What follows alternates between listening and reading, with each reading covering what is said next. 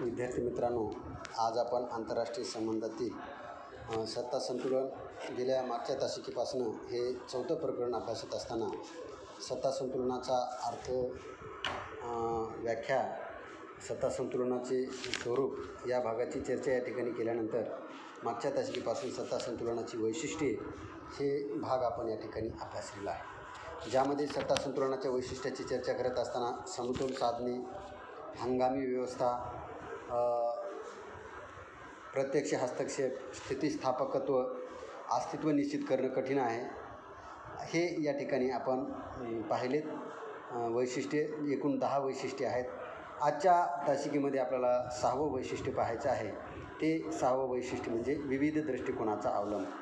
तर विद्यार्थी मित्रांनो, सत्ता संतुलन आणि सत्ता संतुलनाच्या संकल्पनेच्या वैशिष्ट्याची मांडणी करत असताना सत्ता संतुलन आकलन करण्यासाठी वस्तुनिष्ठ आणि व्यक्तिनिष्ठ असे दोन्ही दृष्टिकोनाचा प्रामुख्याने अवलंब करावा लागतो, हे या ठिकाणी आपण लक्षात घेतलं पाहिजे.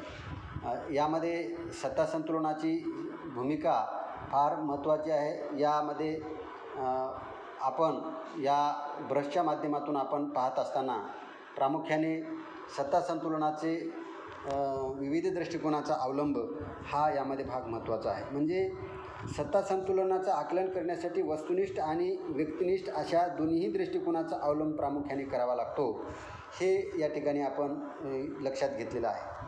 तर राजकीय मुत्सद्दी म्हणजे वेगवेगळे जे देश आहेत, ते वेगवेगळे देश काय करतात, तर वेगवेगळ्या पद्धतीचा अवलंब करून अभ्यासकाच्या दृष्टीने परस्पर 2 राष्ट्र किंवा गटाची सत्ता जवळपास समान असते आणि अशा प्रकारची जेव्हा हे सत्तेचं संतुलन झालेलं असतं असं आपण मान्य करतो, परंतु वास्तविक पाहता ते काय सत्तेचं संतुलन होत नाही. परंतु राजकीय मुत्सद्दीला म्हणजे राजकीयदृष्ट्या परिपक्व आणि प्रगल्भ अशा प्रकारचे जे देश आहेत, पुढारलेले जे देश आहेत, त्यांनाही मात्र मान्य नसतं. त्यांच्या दृष्टीने त्यांच्या राष्ट्रीय हिताला अनुकूल अशी परिस्थिती असल्यास ते संतुलन निर्माण झाले असे मानतात. म्हणजे आपली शक्ती वाढली पाहिजे आणि इतरांची शक्ती कमी झाली पाहिजे, अशा प्रकारची मानसिकता या सत्ता संतुलनाच्या संकल्पनेमध्ये आहे. म्हणजे विविध दृष्टिकोनाचा अवलंब यामध्ये केला जातो. सत्ता संतुलनाचं 6वं वैशिष्ट्य आपण हे पाहिल्यानंतर 7वं वैशिष्ट्य आपल्याला पाहायचं आहे. ते म्हणजे संघर्षमूलक उद्देश. अर्थात सत्ता संतुलन आणि सत्ता संतुलनाच्या वैशिष्ट्याची चर्चा करत असताना आणखीन एक भाग महत्त्वाचा या ठिकाणी आपल्याला पाहता येईल, ते म्हणजे संघर्षमूलक उद्देश आहे. संघर्षमूलक उद्देश म्हणजे काय, तर सत्ता संतुलनाचा उद्देश आंतरराष्ट्रीय क्षेत्रामध्ये शांतता प्रस्थापित करण्याचा असतो. परंतु अशी शांतता स्थायी स्वरूपाची असत नाही, निर्माण करता येत नाही. सत्ता संतुलन निर्माण करण्याच्या कारणातून कधीकधी राष्ट्रामध्ये तणाव आणि बेबनाव निर्माण होत असतो. आता तुम्ही म्हणाल की तणाव कसा होतो, तर कधीकधी एखाद्या राष्ट्राची सत्ता जास्त झालेली असेल, अधिक झालेली असेल, तर ते राष्ट्र काय करतात, आणखीन सत्ता विकसित करण्याचा प्रयत्न करतात आणि इतर राष्ट्रांना मर्यादित आणि कुंठित करण्याचा प्रयत्न करतात. अशावेळी आंतरराष्ट्रीय पातळीवर सत्ता संतुलक म्हणून जे देश पुढे आलेले आहेत, ते देश मग प्रसंगी सत्ता संतुलन साधण्यासाठी प्रसंगी युद्धाचा सुद्धा वापर करतात. सत्ता संतुलन निर्माण करण्याच्या कारणातूनच राष्ट्रामध्ये तणाव निर्माण होतो आणि युद्धाची शक्यतासुद्धा वाढते. युद्ध सुरू झाल्यास दुसऱ्या गटाकडून त्याला युद्धानेच प्रत्युत्तर दिले जाते. अर्थात प्रसंगानुसार युद्ध करूनही स्वातंत्र्य अबाधित ठेवण्याचा प्रयत्न केला जातो. म्हणून सत्ता संतुलनाचा मुळातच उद्देश हा संघर्षमूलक असतो, असं आपल्याला या ठिकाणी लक्षात येतं. त्यानंतर 8वा मुद्दा आपल्याला या ठिकाणी पाहायचा आहे, ते म्हणजे महासत्ताकांचा खेळ. हे 8वा मुद्दा आहे. प्रामुख्याने सत्ता संतुलन राखण्याचा प्रयत्न स्वाभाविकपणे महासत्ताक देशाकडून केला जातो. महासत्ताक देश म्हणजे श्रीमंत देश अर्थात जे बडे आहेत, ज्यांचा पूर्णतः विकास झालेला आहे, अशी देश सत्ता संतुलनाच्या भूमिकेमध्ये वाटचाल करत असतात. सत्ता संतुलनामध्ये अशा प्रसंगी छोट्या राष्ट्रांना फारसं स्थान नसतं. ज्यांच्या प्राथमिक गरजा भागलेल्या नाहीत, ज्यांच्या देशातील नागरिकांच्या अडीअडचणी आहेत, ज्या देशातील नागरिकांचे मूलभूत प्रश्न सुटलेले नाहीत असे राष्ट्र मात्र या ठिकाणी प्रामुख्याने आपापल्याच गरजा भागवण्यासाठी प्रयत्नशील असतात. परंतु अशी राष्ट्रे, एखाद्या छोटी जी राष्ट्र आहेत ज्यांना सत्ता संतुलन साधण्यासाठी काही फारसं महत्त्व दिलं जात नाही, ते सुद्धा राष्ट्र आपलं अस्तित्व सिद्ध करू शकतात. केव्हा? पण आंतरराष्ट्रीय राजकारणामध्ये आपला दबदबा निर्माण करण्यासाठी मात्र करता येऊ शकतं. सांगण्याचं तात्पर्य असं आहे की त्यांना गट करावा लागतो आणि या गटाच्या माध्यमातून त्यांना प्रामुख्याने आपलं अस्तित्व दाखवून द्यावं लागतं. असे कितीतरी अनेक उदाहरणं मी तुम्हाला सांगेन की लोकशाही म्हणजे महासत्ताक देशांचा जरी हा खेळ असला तरी छोटी छोटी जी राष्ट्र आहेत, लहान लहान जी राष्ट्र आहेत, हे राष्ट्रांनी एक होऊन एकत्र येऊन प्रसंगी काय करतात? आपला दबाव गट तयार करतात आणि या दबाव गटाच्या माध्यमातून आपलं अस्तित्व सिद्ध करतात. आणि पर्यायानं हा जरी महासत्ताक देशांचा खेळ असला तरी त्या देशांना झुकवण्यासाठी आणि आपल्या मागण्या आणि भूमिका पूर्ण करण्यासाठी या राष्ट्रांना गट करता येतात. एक अशी छोटी छोटी राष्ट्रे एखादा गट स्थापन करून सामूहिकरित्या या खेळामध्ये आपला प्रभाव निर्माण करू शकतात. दोन महासत्तांच्या स्पर्धेमध्ये अनेक वेळेला छोटी राष्ट्रे लाभ मिळवून घेऊ शकतात. विशेषतः दबाव शोषक राष्ट्रांनी अशा प्रकारचा लाभ मिळवून घेतल्याची अनेक उदाहरणं आपल्याला या ठिकाणी मागच्या कालखंडामध्ये सापडतात.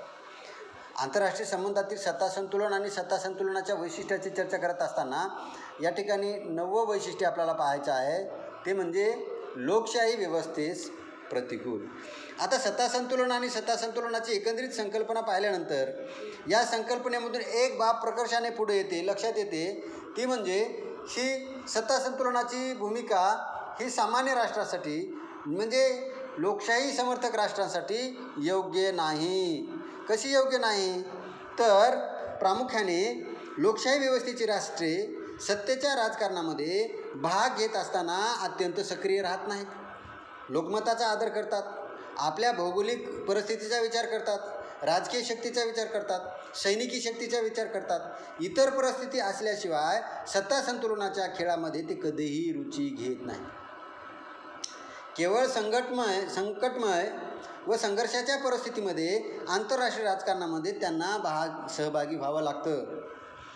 मात्र ज्या देशामध्ये एकसत्ताक शासन पद्धती आहे, ज्या देशामध्ये हुकुमशाही स्वरूपाची व्यवस्था आहे, अशा हुकुमशाही असणाऱ्या राष्ट्रांना सत्ता संघर्षाच्या राजकारणामध्ये उत्सुकता असते. ते नेहमी अशा प्रकारच्या सत्ता संघर्षासाठी आग्रही असतात. याची अनेक उदाहरणं आपल्याला देता येईल, ज्याच्यामध्ये पहिल्या महायुद्धामध्ये हिटलर असेल, मुसोलिनी असेल, जर्मनीचा हिटलर असेल, इटालीचा मुसोलिनी असेल, यासारखे राष्ट्र आग्रहाने पुढे आलेले आहेत. आजही जर आपण पाहिलं तर चायनासारखा देश, अमेरिकेसारखा देश की ज्या देशामध्ये राष्ट्राध्यक्ष पॉवरफुल आहेत, ते देश सत्ता संतुलन साधण्यासाठी अत्यंत उत्सुक असल्याचं आपल्याला दिसतात. 10वा मुद्दा आपल्याला या ठिकाणी पाहायचा आहे, ते म्हणजे सत्ता संतुलकाची भूमिका. सत्ता संतुलकाची भूमिका म्हणजे कोण? सत्ता संतुलन साधणारा, ज्याला सत्ता संतुलनाची भूमिका म्हणूयात. सत्ता संतुलनाच्या व्यवस्थेमध्ये एखादे प्रबळ राष्ट्र किंवा राष्ट्राचा गट संतुलकाची भूमिका पार पाडणं गरजेचं असते. जे श्रीमंत आहेत, उदाहरणार्थ अमेरिका असेल, रशिया असेल, चायना असेल, ब्रिटन असेल, फ्रान्स असेल, ऑस्ट्रेलिया असेल, यासारखी राष्ट्र. सत्ता संतुलक राष्ट्राची सत्ता नियंत्रित करण्याचा इतर राष्ट्रे प्रयत्न करतात. 19व्या शतकामध्ये इंग्लंडने सत्ता संतुलनाची भूमिका स्वीकारलेली होती. 20व्या शतकाचा आपण विचार करत असताना अमेरिका अलीकडील कालखंडामध्ये अशा प्रकारच्या सत्ता संतुलकाची भूमिका साधत असताना आपल्याला दिसतो. म्हणजे सांगण्याचं तात्पर्य असं आहे की सत्ता संतुलकाला हा प्रश्न मार्गी लावण्यासाठी पुढं यावं लागतं. आता शेवटचा जो प्रश्न आहे म्हणजे भाग आहे 11वा, की ज्याच्यामध्ये अस्तित्वाचा प्रश्न, सत्ता संतुलन आणि सत्ता संतुलनाच्या वैशिष्ट्याची चर्चा करत असताना सध्या परिस्थितीमध्ये सत्ता संतुलनाच्या परिणामतेवर प्रश्नचिन्ह निर्माण झाले आहेत. का? कारण सत्ता संतुलन साधणारी व्यवस्था आहे का नाही अशा प्रकारचा प्रश्न आहे. पूर्वी जोपर्यंत युरोपीय देशापुरतं सत्ता संतुलन मर्यादित होतं तोपर्यंत त्याची परिणामकारकता होती. परंतु दुसऱ्या महायुद्धाच्या नंतर जागतिक पातळीवर राष्ट्रराज्याची स्थापना झाली, वसाहतवादाचा अंत झाला, साम्राज्यवादावर मर्यादा आल्या, लोकशाही समर्थक राष्ट्रांची संख्या वाढली आणि आंतरराष्ट्रीय राजकारण आणि जागतिक राजकारण हे युरोपपुरतंच मर्यादित न राहता आशिया, आफ्रिका, अमेरिका इत्यादी खंडाकडे आता ते पोहोचत चाललेलं आहे. आणि परिणामी राज्यशास्त्रज्ञ असा विचार मांडतात की सद्यस्थितीतील अणुयुग म्हणजे आण्विक युग, अवकाश युगामध्ये सत्ता संतुलनाचं तंत्र कालबाह्य होत आहे. एवढेच काय तर 2020मध्ये जर आपण सत्ता संतुलनाची भूमिका पाहिली तर चीनसारख्या देशाने जैविक अस्त्राच्या माध्यमातून वापर केला आणि त्यांच्या वुहान शहराच्या लॅबमधून कोविड-19चा विषाणू या ठिकाणी विषाणूचा प्रचार केला आणि पर्यायाने संपूर्ण जग या विषाणूच्या खाईमध्ये होरपळलेले आपल्याला दिसून येतात. प्रचंड सगळ्या देशाची अर्थव्यवस्था बिघडलेली आहे. अमेरिका असेल, भारत असेल, ब्रिटन असेल, रशिया असेल, आफ्रिका असेल, जपान असेल, ब्राझीलसारखे देशसुद्धा या ठिकाणी इटालीसारखे देश हतबल झालेले दिसतात. सांगण्याचं तात्पर्य असं आहे की आता सत्ता संतुलन आहे काय, सत्ता संतुलनाचं अस्तित्व आजही सिद्ध आहे काय असं म्हणण्यास शंका निर्माण होते. त्याचं कारण असं आहे की आज सत्ता संतुलन राहिलेलं नाही. आज चायनासारखा देश बेलगाम पद्धतीने आंतरराष्ट्रीय राजकारणामध्ये वावरतो. अमेरिकेनं अनेक वेळा सांगितलेलं आहे की WHO हे जे वर्ल्ड हेल्थ ऑर्गनायझेशन, संयुक्त राष्ट्र संघटना जी आहे ती चीनच्या इशाऱ्यावर चालते आहे असं जेव्हा अमेरिका सांगते, याचा अर्थ असा आहे की सत्ता संतुलनाचं अस्तित्व आहे का आज, हाही फार मोठा कळीचा प्रश्न शंका उपस्थित घेण्यासाठी या ठिकाणी आहे. मित्रहो, सत्ता संतुलन आणि सत्ता संतुलनाचे या ठिकाणी आता आपण वैशिष्ट्ये जवळपास 11 वैशिष्ट्ये या ठिकाणी पाहिलेली आहेत. उर्वरित जो भाग आहे तो आपण उद्याच्या ताशी केला.